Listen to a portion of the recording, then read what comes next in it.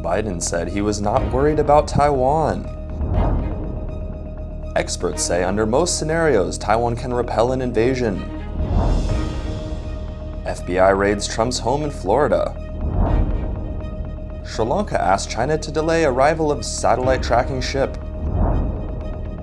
Price of silver may have bottomed out. South Korean FM seeks to reassure Beijing over U.S. ties. Blasts rock Russian airbase in Crimea. Chile to sanction those responsible for Sinkhole.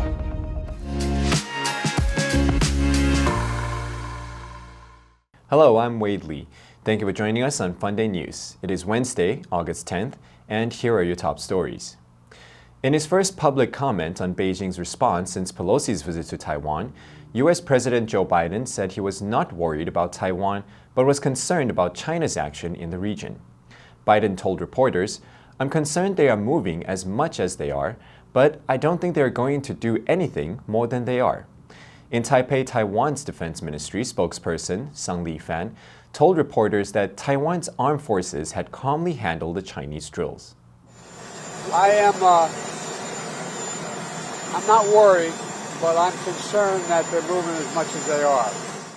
According to Reuters, U.S. Undersecretary for Defense Policy, Colin Kahl, told a briefing that the United States still believed it was unlikely that China would try to take Taiwan militarily in the next few years. Despite its actions in the past week, Kahl said that U.S. military would continue to carry out passages through the Taiwan Strait in the coming weeks. The Benfold destroyer sailed through the waterway separating China and Taiwan on July 19th, and the U.S. military has been conducting such transits about once a month. The media reported that a group of American defense experts in Washington last week conducted a simulation of an eventual U.S.-China war over Taiwan and found that under most scenarios, Taiwan could repel an invasion. Even though the participants bring an American perspective, they are finding that a U.S.-Taiwan victory could come at a huge cost. A senior advisor at the Center for Strategic and International Studies, Mark Canshin, said the cost will be very high to the Taiwanese infrastructure and economy, and to U.S. forces in the Pacific.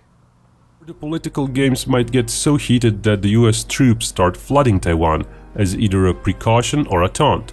If China feels it can't allow for even more U.S. troops to populate Taiwan, as that might complicate its plans to subject Taiwan to its will, then the uncertain assumption used in most scenarios is that China invades Taiwan, and the U.S. decides to intervene heavily with its military.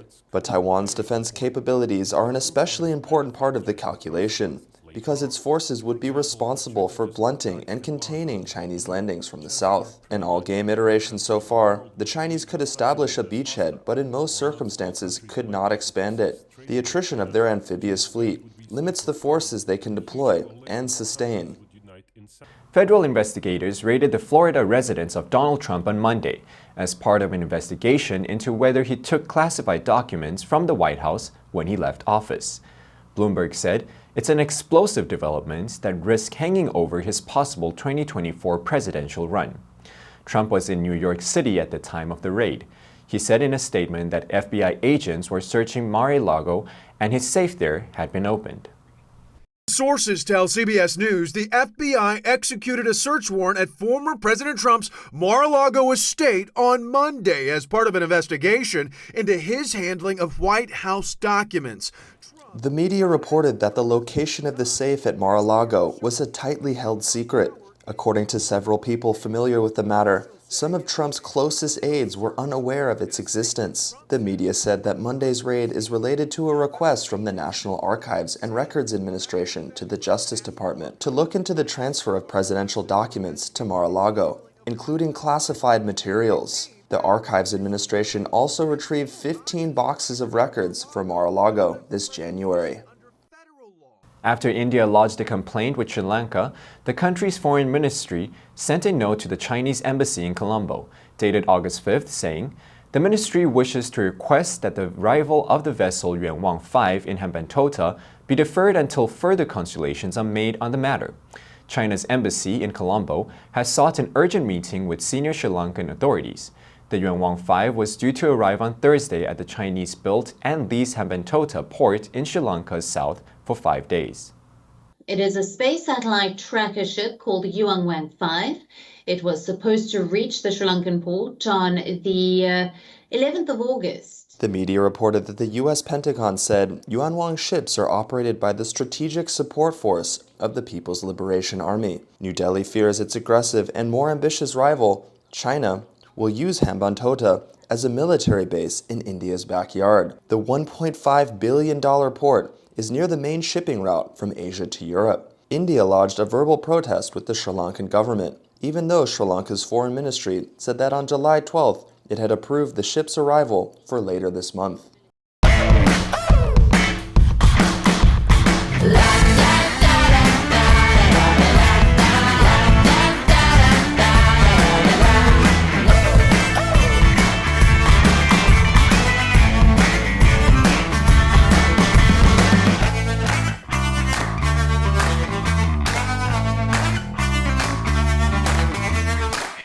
According to a note written earlier this month by Chief Precious Metal Analyst at HSBC Securities USA, James Steele, silver's been the worst performers amongst major precious metals in 2022, but prices may have fallen far enough to spark a modest recovery.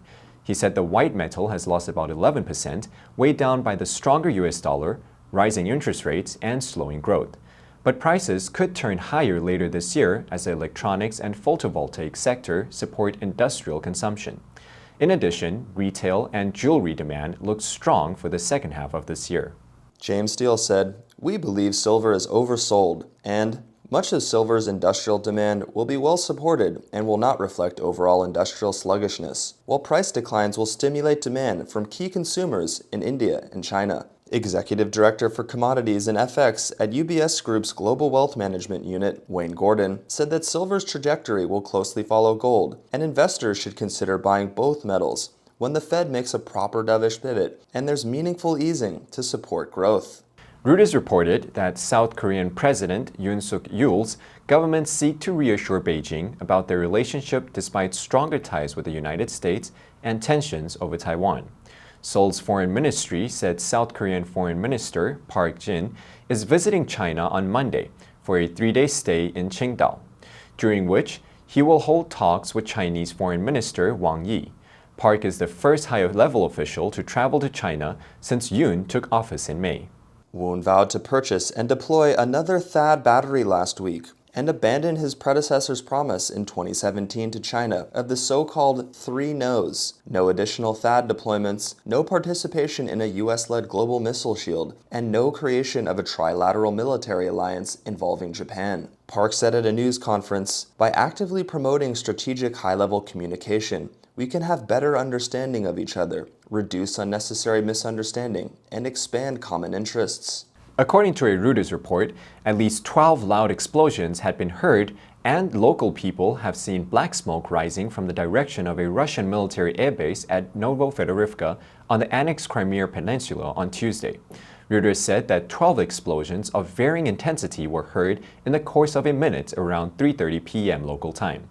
Around 30 minutes later, one more blast, described by witnesses as the loudest of all, triggered 2 more plumes of smoke and dust. Reuters reported that Russia's defense ministry was adamant that the detonation of several aviation ammunition stores had caused an explosion and said initially that no one had been harmed. It said that there had been no attack and no aviation equipment had been damaged. The TASS news agency reported that emergency services were deployed. For decades, Russia had leased the naval port of Sevastopol, home of its Black Sea Fleet, from Kyiv, but in 2014 annexed the entire peninsula from Ukraine. Chile will seek to apply sanctions on those responsible for a huge sinkhole near a copper mine in the north. The mysterious hole of 36.5 meters in diameter that emerged in late July has provoked the mobilization of local authorities and led the mining regulators to suspend operations of a near mine owned by Canada's Loudon in the North District of Candelaria. The Canadian firm owns 80% of the property, while the remaining 20% is in the hands of Japanese Sumitomo Metal Mining and Sumitomo Corporation. According to local and foreign media, the huge hole is in a field near the London mining operation. Initially, the hole, near the town of Tierra Amarilla, measured about 25 meters across, with water visible at the bottom. On Saturday, the Chilean National Geology and Mining Service sent specialist personnel to the area. They said there is a considerable distance, approximately 200 meters to the bottom, and we haven't detected any material down there, but we have seen the presence of a lot of water. And that is all the time we have for today. Thank you for joining us on FUNDAY News. Let's make every day a fun day. I am Wade Lee, your host, and I'll see you next time.